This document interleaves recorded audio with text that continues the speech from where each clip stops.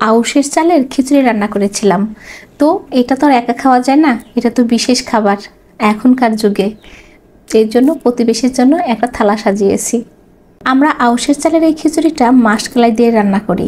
মাসকলাইয়ের ডালটা এত সুন্দর ঘ্রাণ যে প্রতিবেশীরাও এর ঘ্রাণ টের পেয়ে যাবে, শুধু বাড়ির ভিতরে সীমাবদ্ধ থাকবে না। আগে তো শুনতাম নানি দাদির কাছ থেকে, তারা যখন মাসকলাই রান্না করতো তখন নাকি তাদের বাড়ির পাশের বাড়িরও ঘ্রাণটা পেয়ে যেত, মানে বাড়ির আঙিনাতে যারা হেঁটে যেত তারাও এই ঘ্রাণটা পেয়ে যেত।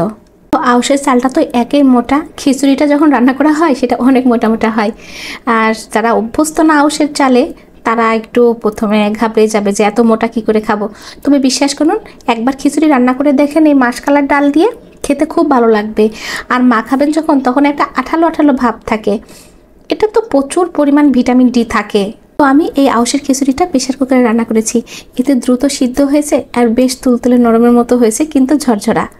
আর সাথে দিয়েছি আমি গরুর মাংস কষা, একেবারে কালাভুনার মতোই কষা করেছি। পরিবারের সবাই খেয়ে ভীষণ খুশি হয়েছে। আসলে খিচুড়িটার সঙ্গে গরুর মাংসর কষা খুব ভালো মানায়, এই জন্য আমি প্রতিবেশীকেও আজকে সেই আইটেমটাই দিয়েছি। আর সাথে দিয়েছি এই যে কালো জিরা ভর্তা। কালো জিরা ভর্তা আমরা রসুন দিয়ে করি, এখানে কাঁচামরিচও দেওয়া যায়, শুকনো মরিচও দেওয়া যায়। তবে কালো জিরাটা আমরা একটু শুকনা খোলায় অথবা তেলের উপর ভেজে নেই।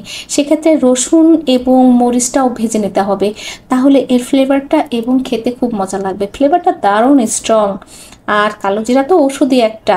আর হ্যাঁ, সাথে ওই যেটা দিলাম সেটা হচ্ছে আমার তৈরি ধনেপাতা আচার। ধনেপাতার আচারটা এখন মজে এত টেস্টি হয়েছে বলার মতো না। এটা তো টেবিলে না রাখলে চলেই না। হ্যাঁ, ধনেপাতা আচার না থাকলে যে খাওয়া হবে না তা না, আপনি যে কোনো আচার দিয়ে এটা খেতে পারবেন। সাথে দিয়েছি এই যে শীতের মূলো। এই মূলাটা কাঁচা খিচুড়ির সাথে খেতে আমার খুব ভালো লাগে।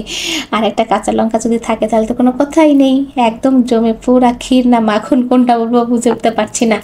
সাথে দিয়েছি কাঁচা পেঁয়াজ, একদম সোনায় সোহাগা পরিপূর্ণভাবে সাজিয়ে দিয়েছি। আমার প্রতিবেশী এই খাবারটা পেয়ে ভীষণ খুশি। ওদের জীবনে প্রথম আউশ ধানের খিচুড়ি খাওয়া হবে। আউশের চালের খিচুড়ির তুলনায় হয় না, আপনারা একবার হলেও টেস্ট করে দেখেন, আমার বিশেষ অনুরোধ রইল। আর সেটা করবেন অবশ্যই মাসকলাইয়ের ডাল দিয়ে।